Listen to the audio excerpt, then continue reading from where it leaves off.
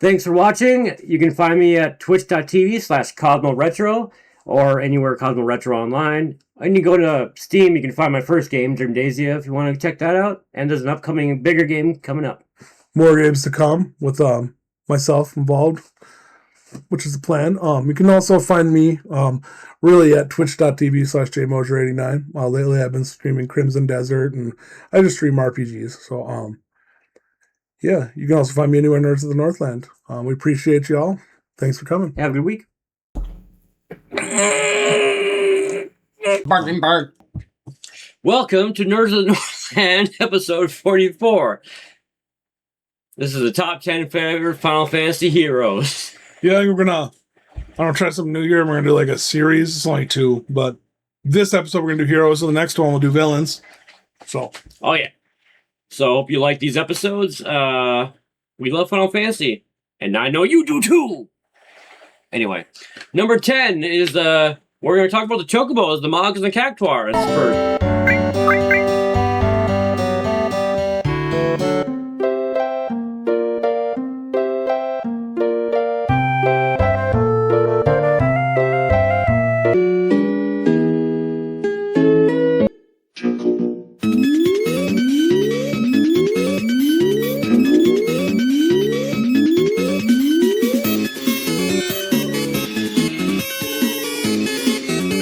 Why the big birds? What's so strange about chocobo power? Chocobos? Those are chocobos?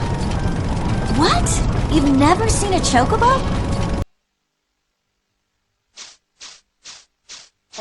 He's flying! Mog was able to do it!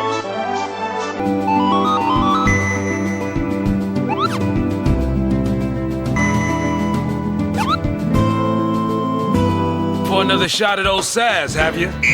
Sweet mercy! Oh! I don't believe we met. I know that trot.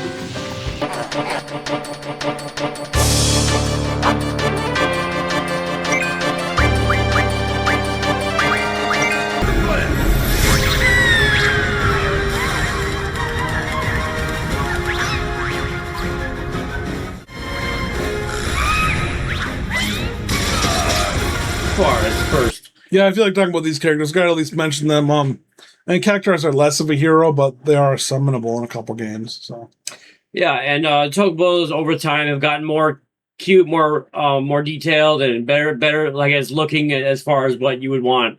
I mean, that's not weird to say, but the Chocobos just are beautiful creatures that you fly.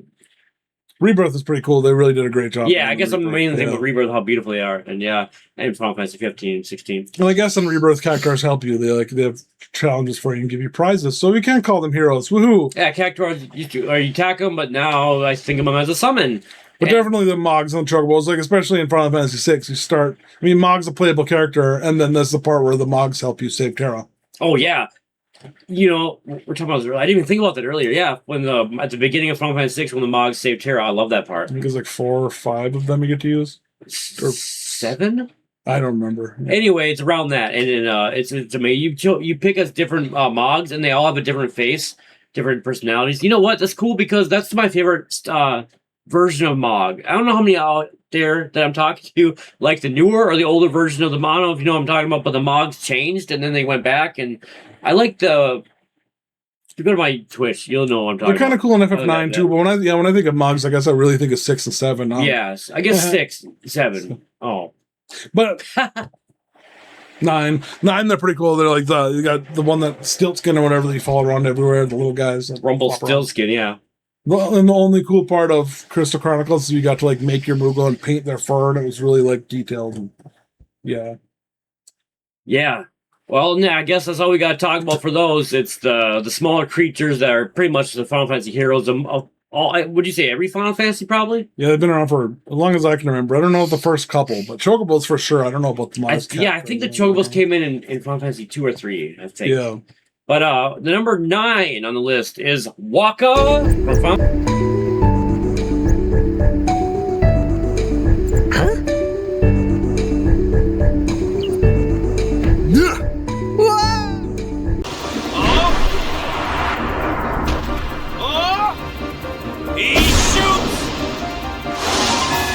I've been thinking, maybe people sin gets to don't die.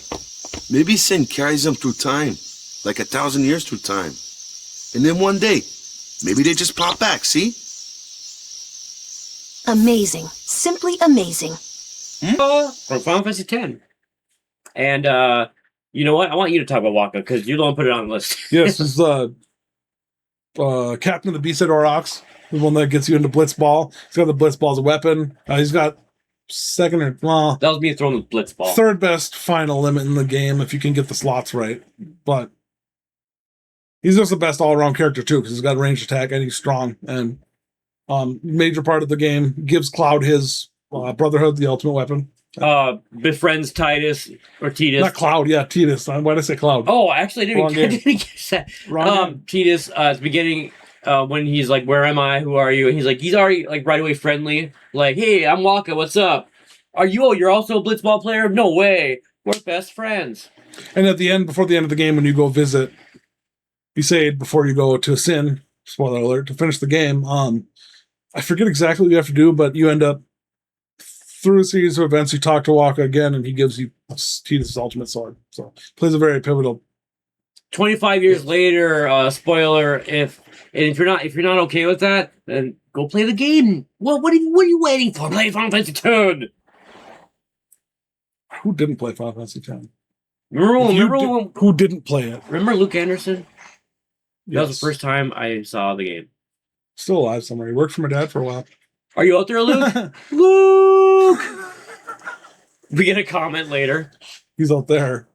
Outside. Oh, yeah, I'm on. Number 8 is Auron from the same game, Final Fantasy X.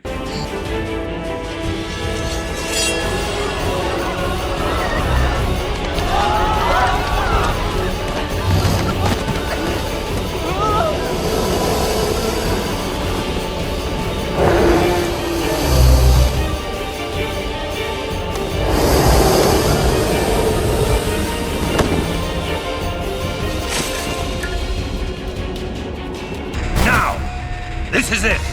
Now is the time to choose. Die and be free of pain, or live and fight your sorrow. Now is the time to shape your stories. Your fate is in your hands. The tank. He's my favorite, and a lot of people's favorite. I don't know. He's not just tough, but he has a soft heart and helps old Tidus like Wakka as a friend, but more as a father figure that he knew his father, Sin. Spoiler. Yes. Yeah. It's Jecht, so you gotta enunciate. And for some reason, he can't go to the far plane, or he's dead. He's dead. He's dead. So is Tidus. Come on, play Final Fantasy X. Tidus actually doesn't exist. But yeah, when you find out Auron is not alive, you're like, what? No, what? And if you understand the story, Final Fantasy X2 is asinine. And Pain is not a pain. She's lovely. But yeah, Wakka and Auron are Final Fantasy X rock and roll. Again, story-wise, he plays obviously a huge part of the story, and that's one of my favorite scenes in the game at the beginning when you see him overlooking the stadium as the monsters come in. That's really cool. And he's also the easiest character to max out his ultimate weapon, so you can have him doing 100,000 damage. 99999. Most of the other celestial weapons suck and are a slog to finish. His is really easy. Always have him with you, train the shit out of him. He should be a main character. And main character on your fighting team always. And when you get the expert grid, I think it's called, when you are able I like using Auron as a lot of people's character sphere grids. Yeah, or send Tidus in there, and then you have 2 tanks, which is really cool too. Right. Yeah, that's actually the best way to do it with those. I think the natural progression is Kamari gets Auron's abilities if you do it right, but yeah, Kamari's not he's like very centered, and he's not really good at anything. But then when you use the experts grid, Kimidmari. Himari. He's mid. I did it. Kimidmari. Mid. Number 7 is Sid from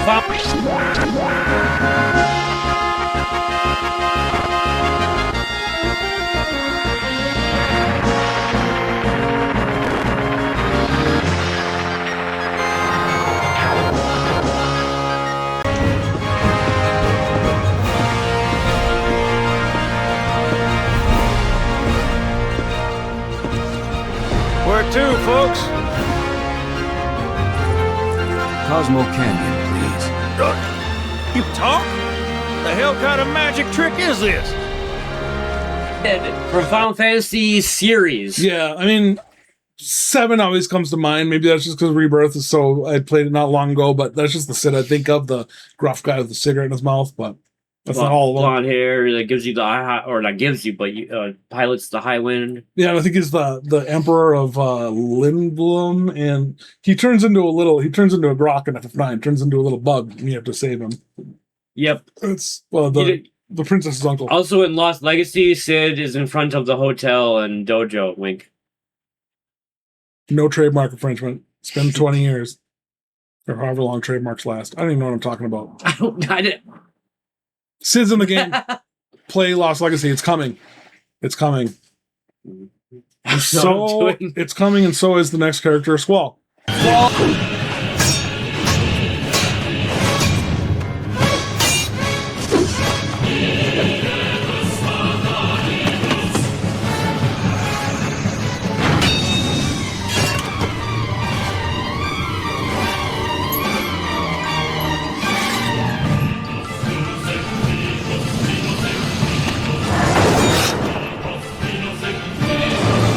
Squall from Final Fantasy VIII. Oh, whatever. Yeah. Coolest opening scene, the fight. I mean, Cypher and Squall, it's amazing. Huh? When I think VIII, I do think of the opening scene a lot. Yeah, well, nowadays it's not amazing. Now you watch and it's mad, but back then those cinematics are crazy. Cool. I think of it though, yeah. Cypher and I think when this game came out, I think it was like 12. I was really excited about this game. And also I remember like when you see that opening scene, you see how Cypher hits Squall, makes that scar happen, then you're like, oh, that's how he gets the scar immediately in the beginning of the game. You're like, okay, well, we know that now. It's explained. Because they were messing around with swords. Yeah, he's just a really cool dude. And by the way, back in 2010, I cosplayed 3 times. Yes. Leon from RE4, Squall, and... Oh, and... But, yeah, Squall was a nice one to play as. And then he was a...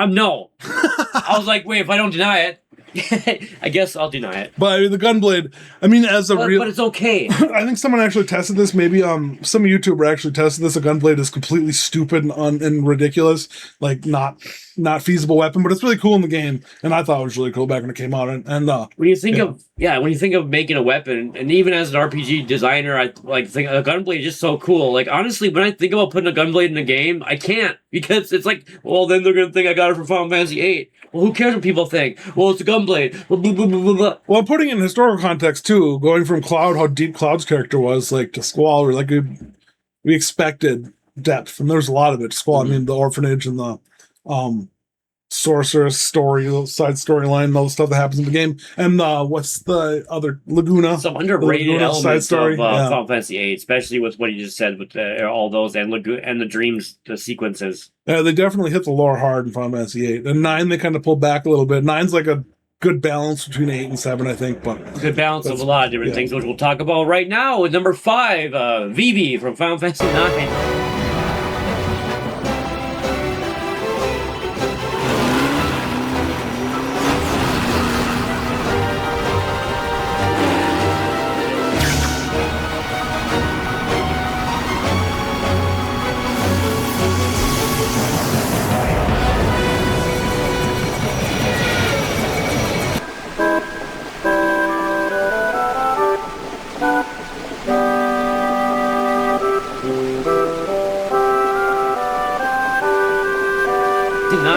Yeah, and he's always so quiet. And let's ignore that my phone just rang on the screen back there. He didn't show his phone number, though. So okay, show the other phone number, though. He'll spam.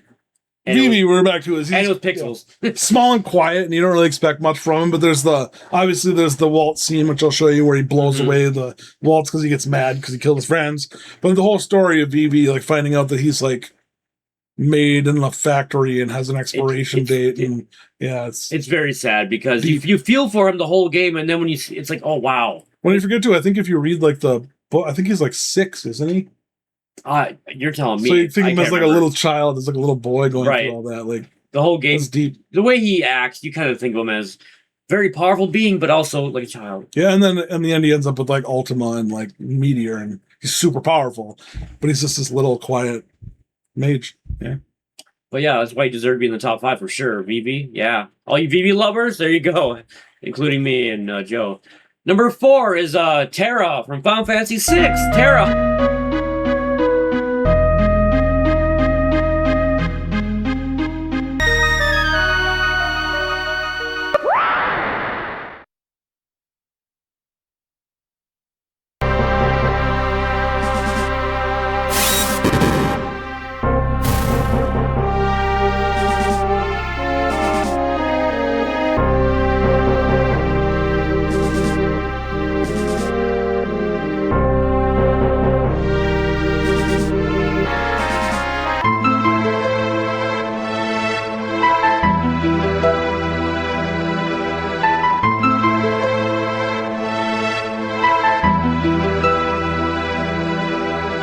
6, Terra. How can Terra not be in the top?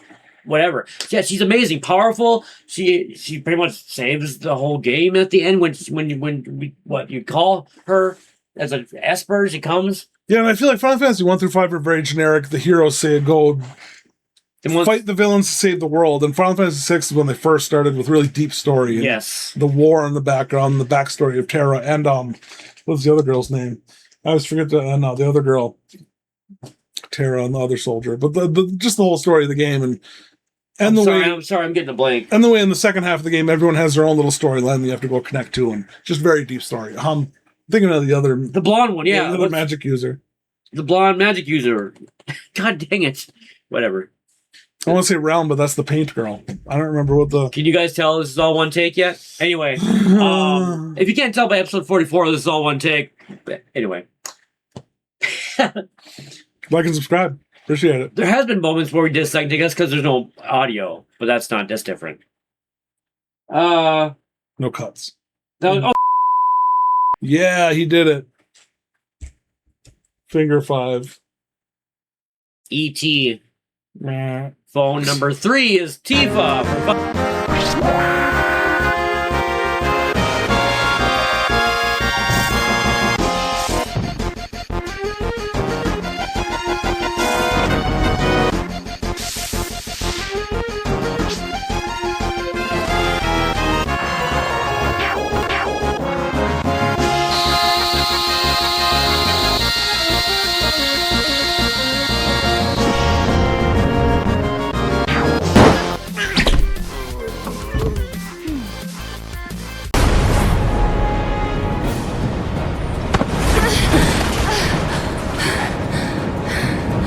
What the hell?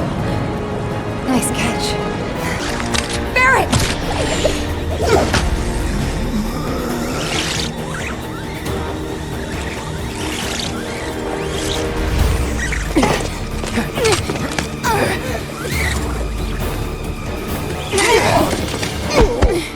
Tifa from Final Fantasy VII. Yeah, and I know people would be like, oh, we're dudes and we grow. That's not, I mean...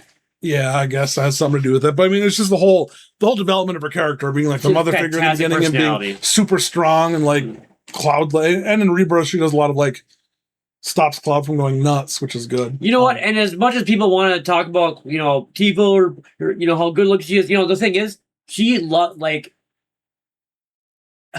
okay, think about it realistically. The whole time in the game, Tifa wants to probably kiss Cloud or talk to him. She doesn't. The whole time they're life and death, and they still don't kiss. Yeah, and the whole point is like they belong together. Like it's the whole backstory. It's weird. So it's yeah, deep I like memorable. that. But I like that I like the personality of that though. I like the. And they gave a lot more backstory in Rebirth of Tifa's dad dying and the memories Tifa actually has and the way she's like conflicted over trying to help Cloud and like how she doesn't remember the same things he does. And yeah, it's very interesting. Can't wait until Revelation or whatever. Yeah, I like how in Remake too, some of the characters talked behind the other characters' back about like them and stuff. They did like really realistic like conversations you would have in real life. They did a lot of that kind of stuff in Remake. I was really impressed by. And I specifically tried to be mean to Ares the whole game and nice to Tifa and end up getting a date with Barret.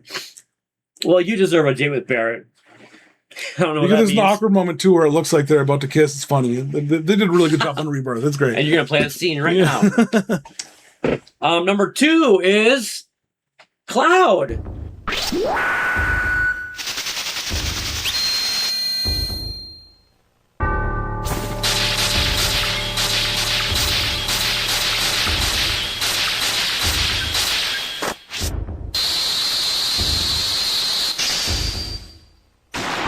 Sir. Watch your belongings. Lucky color. Black? We're done. So don't go thinking it means anything, okay?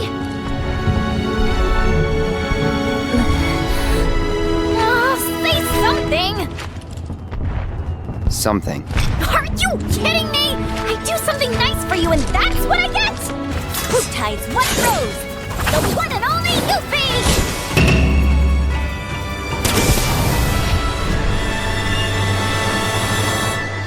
Cool. Cloud! Not number 1. He's number 2. It's got a lot of strife. Cloud strife. I like that. He also strikes. But I mean, Cloud strike. like I mentioned earlier, the depth of his character and Omni Slash. the things he goes through and his like personal battles, his battle with Sephiroth and his battle with like when Sephiroth takes him over and he gives him the black materia and Plus his name, Cloud. yes. Like clouded mind. And then he kills everybody with Omni Slash. Actually, no, he doesn't. Wait. The real story of Final Fantasy VII. I'm pretty excited about the third installment of the remake. I wonder how they're going to do Revelation. They're going to give us Omni Slash. It's going to be so epic. It probably, I hope. It'll probably be like a cutscene thing. It'll probably won't be a usable attack because I don't know how it'll work in the action. Is Cloud just attacking for 45 seconds? I will say that the producer did say that I might have told him this already, but he played through the game of Revelation like 5 or 6 times, and he said he still has fun with it, finds different ways to play through the game, and he said we're gonna love how Sid and Vincent are. Oh, we're gonna get to see Supernova. He said and the Highway. He said Sid and Vincent somehow are like his favorite characters, and they really got really deep into those characters in the third one. Complete side tangent, but yes, Cloud's number 2, and although plenty of reasons we just gave, I guess, but yeah, Final Fantasy VII we're talking about because number 1 is Red 13. Red 13. Nanaki, yes. Which is...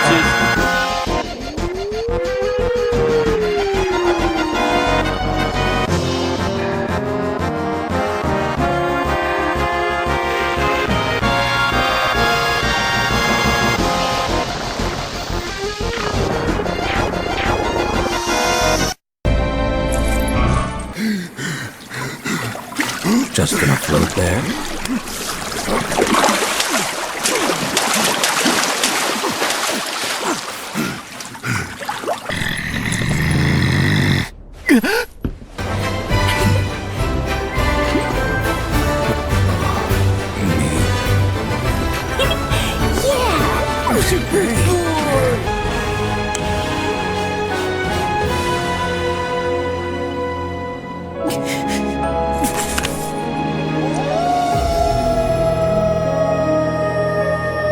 This too? Solely as a means to study human leisure activities. Now, if you'll excuse me. My apologies, sir, but I'm afraid animals are not allowed to participate. What? That's it. I want to speak with your manager.